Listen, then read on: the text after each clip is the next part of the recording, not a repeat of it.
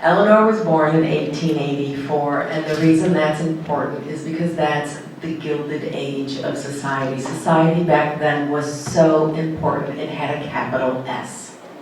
And Eleanor is a Roosevelt herself, so she's born into this society. How many have you seen the series Downton Abbey? And Eleanor's family would have been going to that house. That's where she was at. The problem is, when she was born, and next week, Friday is coming, on the 11th, she would have been 129. Eleanor's made, though, 2 mistakes on her very first day. One mistake is she's a girl. The second mistake is she's homely. And the reason that's a real problem is because her mother is drop-dead gorgeous. This mother, Anna, is so beautiful. She has like an artist from France come over and paint her portrait down in New York City. That's how beautiful she is. Now, not only is Anna beautiful, but all of her sisters are beautiful. Their mother is beautiful. And so they were all the debutantes. They were all the belle of the ball during their coming out season. Now, if you think ahead, you're going to see where that's going to be a problem, right? I mean, being the belle of the ball is being like voted best in Philly, except it's best in New York City. The mother never makes any bones about the fact that she's disappointed in Eleanor from the very beginning on up through until she dies. Eleanor will be in the doorway as a little 3-year-old. She's chewing on her fingers. She's so nervous and waiting for her mother to ask her into the room even. The mother, Anna, will look over and go, "Oh, Granny, come in, come in." So not much for self-esteem growing here, and there's no nurturing going on. Eleanor's father is Elliot. Elliot is the older brother of Teddy Roosevelt, because remember, Eleanor's name is Roosevelt herself. Think of it this way, when she got married, she didn't have to change her stationery. Although to answer the question real quick too, Franklin was her 5th cousin, so that's what made it okay. All right, so anyway, Elliot, her father, is the older brother to Teddy. Now, you know, any of us that know much about Teddy, you just see him as kind of the Energizer Bunny. This guy was an overachiever, and of course he becomes president. Elliot is kind of the 180-degree difference. He spends his life trying to find himself, and he doesn't. He just can't. He is involved with drugs, alcohol, and fast women all of his life. This, of course, becomes a problem when he gets married. And so he'll be out for 2 or 3 days at a time on some kind of binge, doing God knows what, and coming back. And this is where he develops his relationship with Eleanor, whom he has a pet name for, my dear little Nell. And so he'd come in, and now he's been gone for a few days, so he's on the outs with Anna, his wife. And he uses Eleanor as a means of sidling his way back into the family. And if any of you have dealt with alcoholics in your families, you'll be nodding and going, I understand. And so, but Eleanor doesn't know that that's why her daddy feels so close to her. She just knows my daddy cares about me. And look, I can sit on his lap and he loves me, which is a heck of a lot more than she's getting from her mother. So this is good in some ways, right?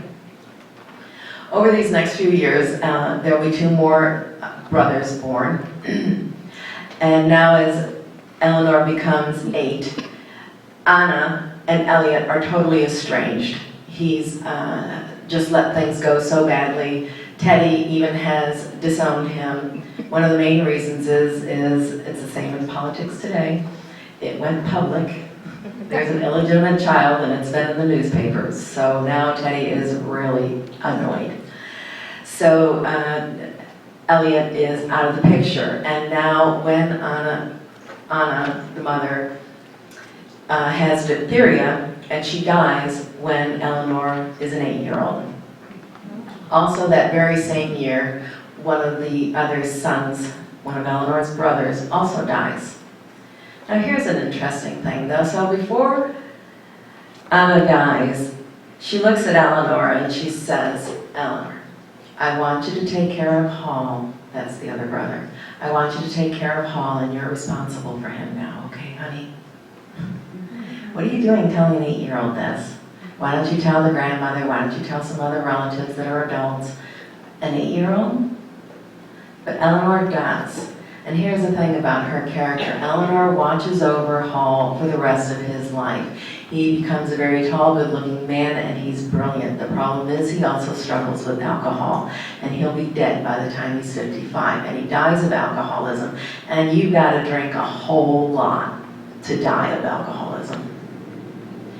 Eleanor's there when he dies. She's there with him in the hospital, but she's been with him through all those years, him coming and going. That's kind of his home that is with Eleanor.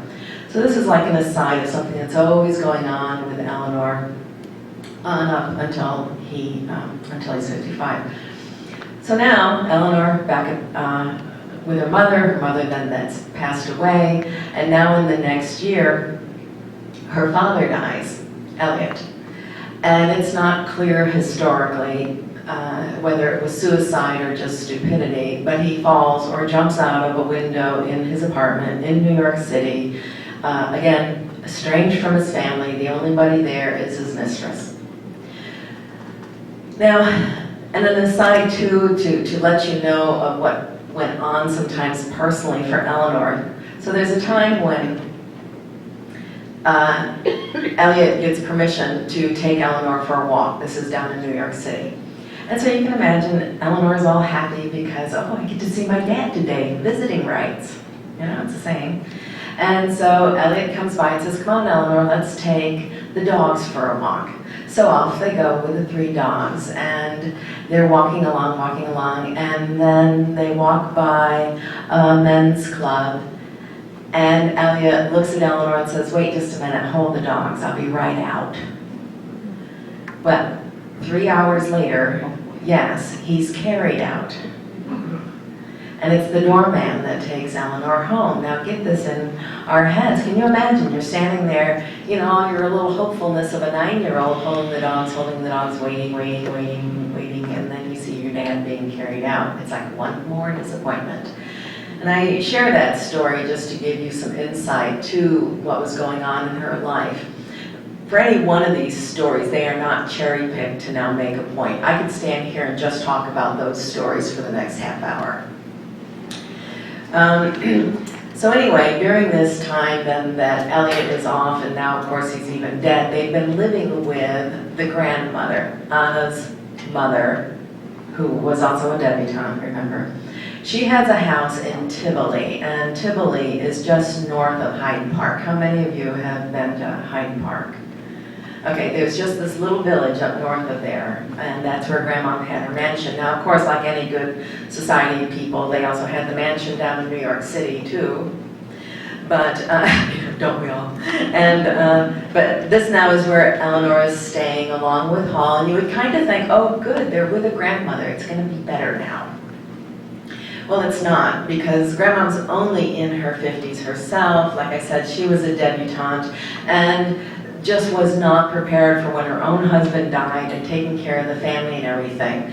So here she is now responsible for these 2 kids. Now what's happened is Teddy, and that's the Oyster Bay clan, those are the Roosevelts down here in Oyster Bay. Teddy has said to Grandma, hey, why don't you send Eleanor off to this school in England where my sister Bammy went and some of the other aunts. That'd be good for Eleanor, send her off. Grandmother has said, oh no, I want to care for her. Well, there's no evidence to support that statement. She's still not paying attention to Eleanor. There's no documentation where Eleanor then, goes in and sits down on Grandma's lap, and Grandma's saying, would you fix your hair? What happened to your socks? And did you get your spelling done? No, nothing, just nothing. So you kind of wonder, why did Grandma want to have the 2 kids around? As we say today, follow the money. They have a yearly allowance because they are orphans, so they have their inheritance. And if they're not old enough to take care of it, who gets the money? You know how much money it is? In today's monetary value. Their yearly allowance is $180,000 a year. So grandma wants to take care of the kids. But you have to wonder why, though, any of us can find quotes where, people are asking Eleanor about her clothes, and it's like, Eleanor, why do you only have 2 dresses? If these kids are getting $180,000 a year, you ought to be able to have more than 2 dresses. So anyway, over these next couple of years, there is a correlation here, and I'll always stop and explain where things are just a correlation or where it's my opinion. Otherwise, everything is facts. But here there's a correlation of information where Grandma now has decided, you know what, we're going to send you to England. It's time for you to go to school. Well, right about that same time is also a quote where Eleanor, a friend has come to see Eleanor, and the friend says, Eleanor, why do you have 3 locks on the inside of your bedroom door? And Eleanor says, to keep my uncles out. So this is about the time when Grandmama says, you're on your way to England. These same uncles also struggle with alcoholism. At another time earlier, Eleanor's got some friends coming and they're walking up the big long driveway, that those houses have. And the uncles are upstairs and they're shooting a gun out over the kids' heads. So when we sometimes read in history, when we read in history, a lot of times people disparage Eleanor and say, well, she was such a curmudgeon. And men or women historians do this.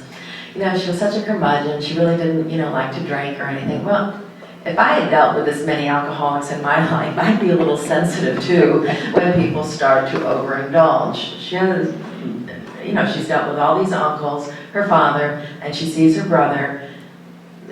Yeah, it's affected her. So now Eleanor goes off to this school in England, and it truly is a wonderful time. It's what we would call the 3 steps forward. The headmistress there, Mademoiselle Silvestre, loves Eleanor, and she gets it. She understands the nobleness of Eleanor's heart.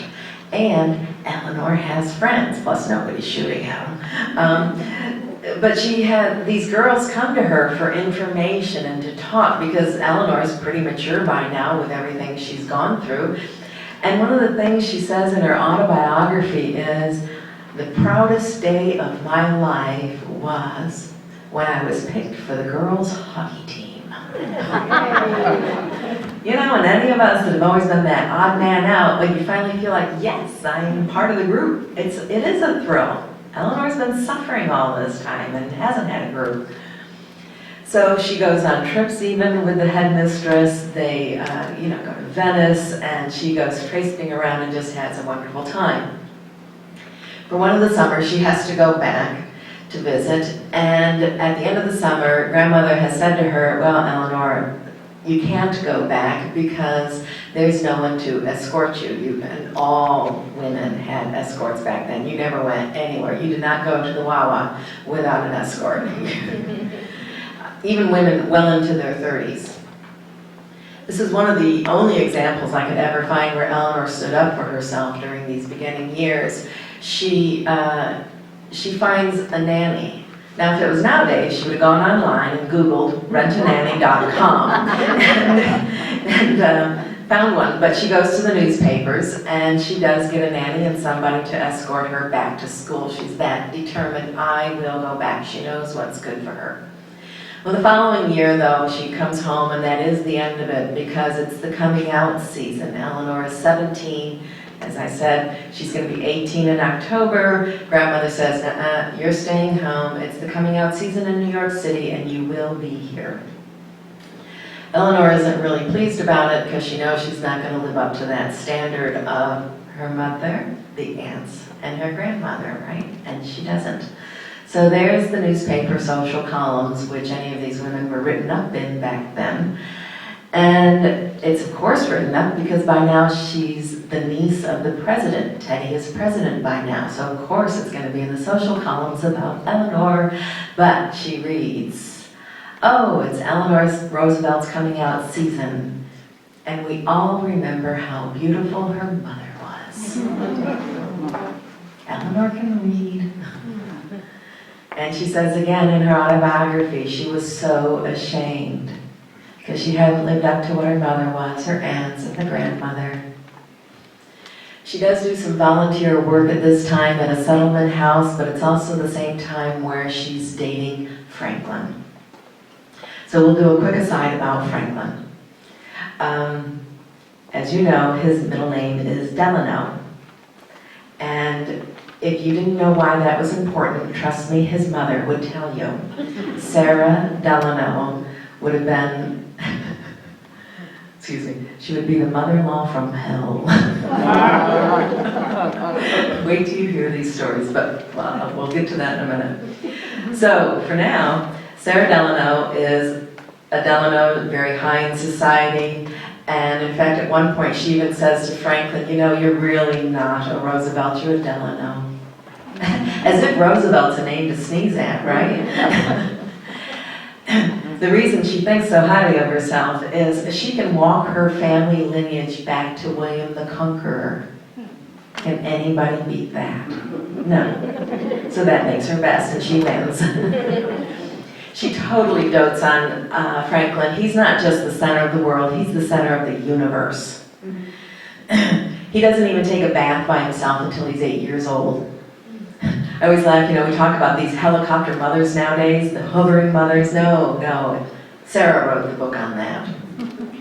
James, the father, James Roosevelt, isn't much better. The world revolves around Franklin. And he's the country gentleman and will teach Franklin how to sail and how to ride and just kind of how to run an estate and everything. And as any of you know, who are the neighbors up there? The house next door is the Vanderbilts. And you would wonder now, how on earth could you ever out-snob Vanderbilts? James can. They get an invitation from the Vanderbilts to come for dinner. James responds, oh, if we accept that invitation, we'll have to have them back in return. Ooh. So they don't.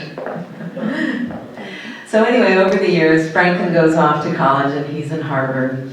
His father does die during that time, and Sarah's so lonely, she gets an apartment up there right across the street. And now this is when Franklin is dating Eleanor. And he knows Mommy is not going to be pleased, and he's right, she's not. Because when Franklin tells Sarah, oh, by the way, I'm seeing Eleanor, she goes, okay, here's the deal.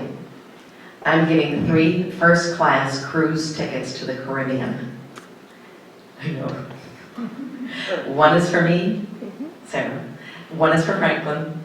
And one is for anybody you want, just as long as it's not Eleanor. Now here's the thing. Why didn't Eleanor just look at Franklin and go, you know what, Franklin, you go right ahead. And if you think I'm going to be here when you get back, you're nuts. But she doesn't. She's a Roosevelt herself. She's got an allowance. She has a little bit of an image going on, or her own sense of self, because she's doing that volunteer work at a settlement house. But Eleanor is still that little girl that's too afraid to walk into a doorway. She's still chewing her fingers. She's still wanting a family so badly. And she's looked at Sarah and she's decided, I'm going to win her over. Eleanor will lose, because she never does. But anyway, they go off on the cruise, come back. That doesn't work because they're still seeing each other. And then Sarah says, okay, fine, but keep the engagement secret for 1 year. And they do. So then they get married finally on March 17th, St. Patrick's Day. And the reason that's significant is because Teddy, her uncle, is going to be there to give her away. And he can be in New York City on St. Patrick's Day because he's going to be there for the parade, so you need to have the wedding either before or after. But here's what's really funny, and I think Freud would just have a heyday with this. The gift that Sarah gives to Eleanor is a dog collar necklace. And me being a counselor, I just look at that and go, You want to talk about that? So they go off on their honeymoon, and Sarah has said, oh, don't worry, I'll take care of everything. I'll set up the house and everything will be ready for you when you get back. Well, she does. She buys a townhouse, but of course, as you know, a townhouse shares a wall. So who's on the other side of the wall? It gets better.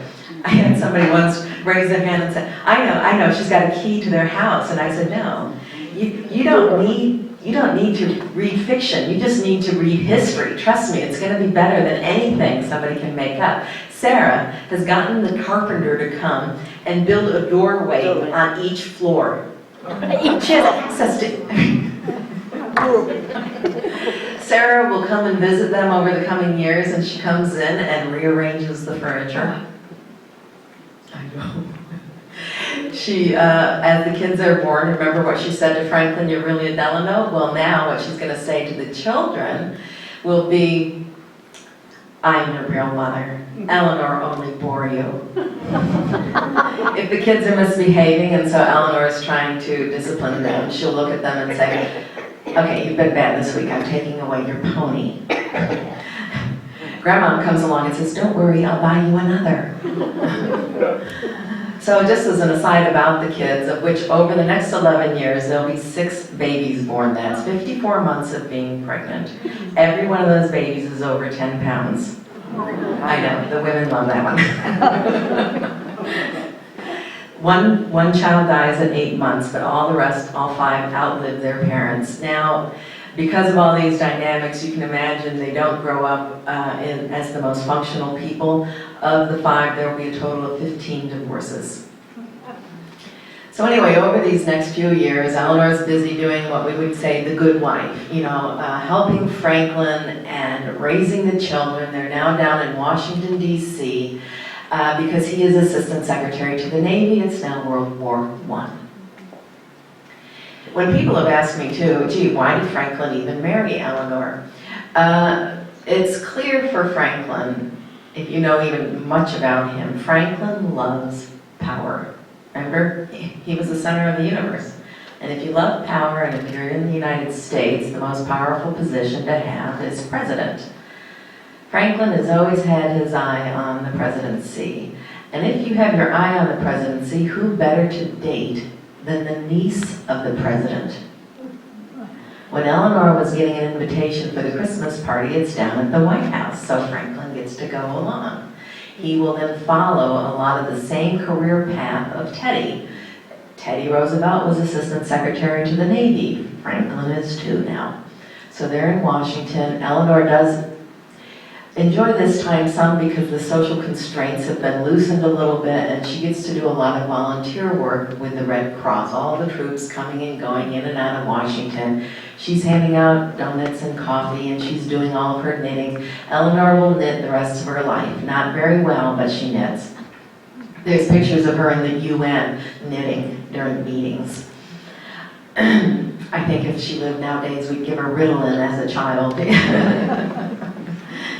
Anyway, it's now going through World War I. Over the last few years, they a lot of times have always gone and taken the children up to the summer camp, Camp Bello, which is up in the Nova Scotia area. This was Franklin's camp, not Eleanor's. It was his home summer place. But now over the last couple summers, Eleanor's been getting nervous because a lot of times Franklin is saying to her, listen, you go ahead and take the kids. I'll be up in a few weeks. I'm awfully busy in Washington. And Eleanor's nervous. Because then in 1918 is when she's had a social secretary who was her friend, Lucy Mercer. Lucy's in her 20s. She's beautiful. She's delightful. Everybody loves Lucy. The children love Lucy, and so does Franklin. And that's in 1918 then when she finds a stack of letters between the two of them that clearly they've been having an affair. Eleanor has always tolerated Franklin's womanizing tactics, and Franklin, for the rest of his life, will have his entourage of fawning females. But this obviously was more than she had ever bargained for and certainly didn't want. So 3 people are in on the conversation now after that hits the fan of finding the letters. Eleanor's in on the conversation. Franklin's in on the conversation. Who else? Sarah. Eleanor looks at Franklin and says, fine, you can have a divorce. Sarah pipes in, well, if you do that, no money. And Sarah will always keep the purse strings, which is why Franklin never turns to his mother and says, would you just cut it out? Because he doesn't want to annoy her, because he knows she won't give him his monthly allowance or when he goes over. So Franklin's wondering, okay, if I don't have money, I'll never be president. If I'm divorced, I'll never be president, because we didn't have a divorce president until Reagan. And if he marries Lucy Mercer, he'll definitely never be president because Lucy is Catholic. Yeah, I don't know about any of your families, but my parents, my mother was Catholic and my father Protestant, and my grandparents on my mother's side did not go to my mother's wedding, and that was in the 50s. So, you know, Lucy Mercer being a Catholic was a big deal. This was only 1918. So Franklin decides, and he looks at Eleanor and says, don't worry, I'll never see her again. Well, hopefully she didn't take that to the bank, because Lucy Mercer will be in and out of his life for the rest of his life. She's in and out of the back door of the White House. She's at every one of his inaugurations. And she is with him when he dies down in Warm Springs. She's having a portrait done, and he's sitting there looking at her, and that's when he dies. Now here's another aside about Eleanor. She comes down the next day, and he's got his entourage there. Lucy was always first among equals, though, you know, that being said. But he's got some of his women cousins and people that would just always fawn over him is who he wanted in his little group. And so the next day, Eleanor's down there, and she finds out, oh, by the way, Lucy was here. I don't think that's really what took the wind out of her sail, because by then, it's 1945, and Eleanor's become her own woman, and by then, she's kind of got, whatever. Here's what did kick her in the teeth, though, is she finds out their oldest daughter, Anna, had been in on it and been organizing the visits for years. Eleanor had been writing about her daughter in her My Day column. Oh, Anna and I are just as close as anything. We share everything. There's nothing I can't tell her. So you can imagine finding out this betrayal. So we'll now move back, though, over to her time frame. It's during the next few years, through the 1920s, that Eleanor really suffers. She suffers from anorexia, depression, and suicidal tendencies or thoughts. Because she's trying to figure out, who am I and what am I going to do? And there's no examples. There's no Oprah, there's no Maria Shriver, there's nobody to really look to and say, well, this is who I'm going to be. No other woman is breaking out of the mold too much back then. But Eleanor finally does. She starts joining some women's groups. And these are all women that are politically active, because women just got the right to vote in the 1920s. And this now is where Eleanor starts learning and living the quote, no one is going to make me feel inferior without my consent. And by that she means her mother-in-law, Sarah, her husband, Franklin, or certainly any of her children. And if she can get over those things, trust me, anything the public's going to throw at her in the years to come will be nothing. It's always the personal things that are harder to get over. I mean, mudslinging from people that don't know you really, it might make you flick a little bit, but it's not like your family betraying you.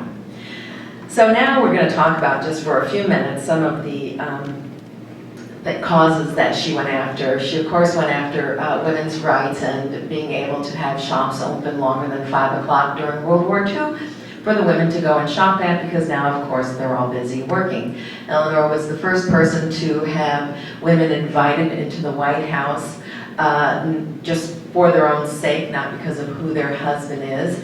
She also, by now, has really learned to leverage her position. She, at that time, Franklin is president, and there are press conferences, of course, and the press conferences back then are for men only.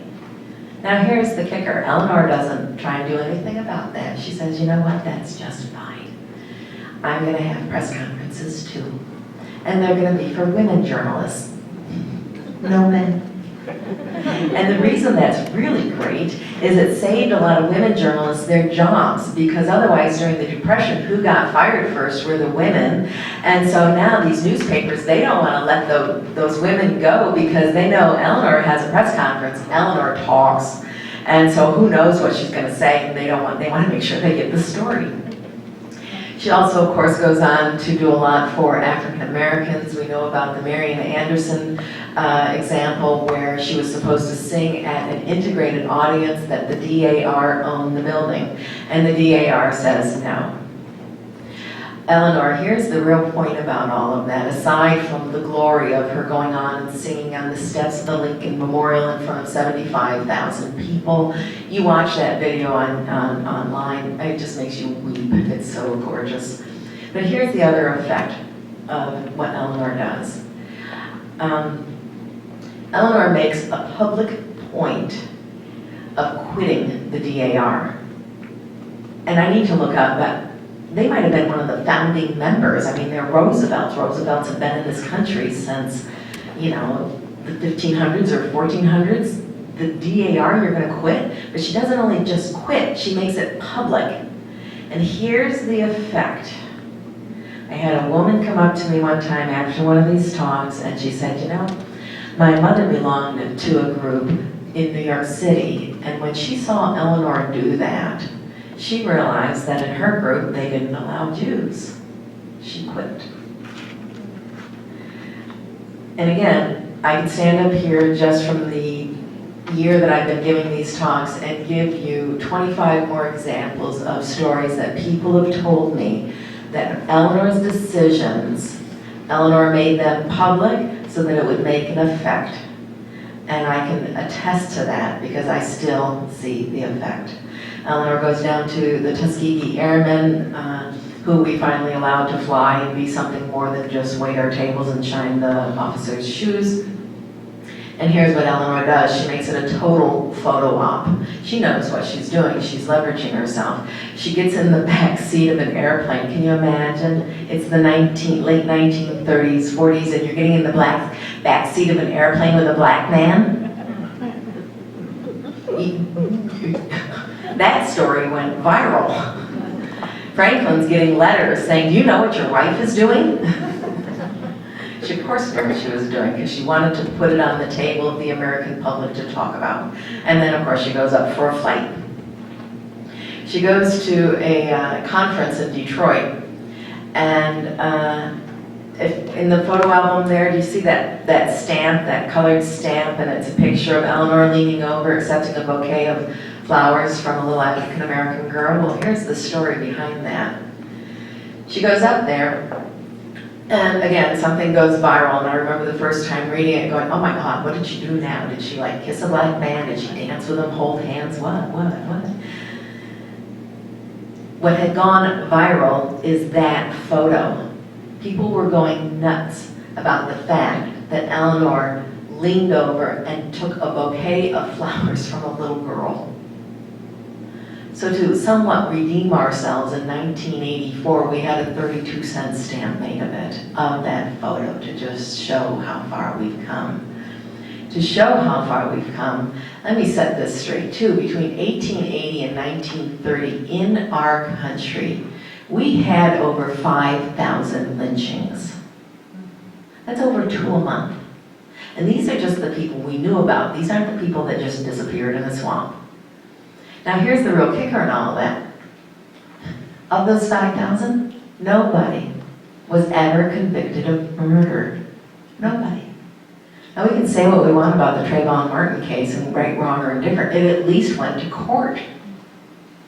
Back then, none of this ever went anywhere. We just turned a blind eye to it as a society.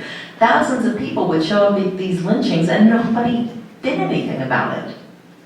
Eleanor now is doing something about it. Can you imagine? This isn't a ripple effect then. She's sending off tsunamis. This is just annoying everybody.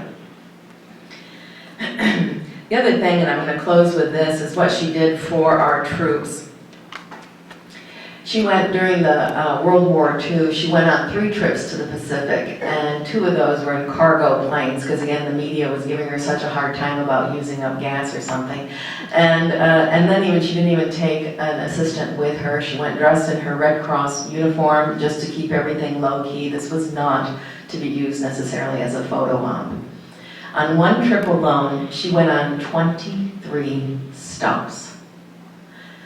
I don't know about you, but I hope nobody ever asks of me that I have to go on a trip with 23 stops. It's too much. I mean, that's a lot of work. But here's the advantage of it. Again, one of these times I was at actually a retirement community and a lot of World War II vets there. And a guy in the back raises his hand, honest to gosh, he's got tears running down his face. He says, I was one of those stops. She came to my island when nobody else did. And that's like the ripple effect of Eleanor and what she did. There were a final story, and we'll close with this. There's a time when I went up there to visit Eleanor's house in Valkill, and on her desk is a nameplate, and her nameplate has ELANOR. I looked at that, and the book had just been sent off to be printed, and I thought, oh my, I misspelled her name this whole time. Because I don't pay attention to some details very well, like spelling. So I asked the Park Service guy, I said, oh my heavens, what's the deal with the nameplate? And he says, oh, I'm glad you asked. Eleanor would always have these groups in to give talks, and a lot of times high school groups and groups of kids and everything. Well, this time it was a group of high school boys. And one of the young men went back to his shop class. Remember, all men took shop back then. And he made a nameplate. And I can just picture this because I used to teach. You know, him going, Eleanor, E-L-A-N-O-R. Okay. And there he made the nameplate. It's on her desk still. And the point she was making to anybody was, in front of that desk stood Tito, Khrushchev, Kennedy, Mademoiselle Chiang Kai-shek, any of these dignitaries coming in and come to her room where she has an office. That's the nameplate they see. Nothing glass engraved, nothing ornate. Nope, nope. Let's make this a point. We walk humbly. And that's the way Eleanor was right up until she was no longer with us. So, thank you, and I'll take any questions now. I'd just be happy to. Thank you. What year? Yes.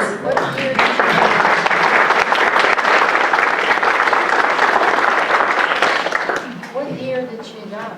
She died in 1962, in November of 1962. So it would have been right after you started hearing her name on the radio. Yeah. Anybody else? Okay, wonderful. I'll be around for a few minutes then if you want to book or anything, or ask me anything else. Thanks a lot. Thank you very much for coming here tonight. We really appreciate it. Please stop by and see her. Maybe tell her your story. Some of you have remembrances about her. I'm sure she'd like to hear it. We have refreshments. I'd ask you, let's keep it within a half hour so that folks back there can get out in a decent hour. Thank you for coming, and we'll see you November 14th. Thank you very much. Good night.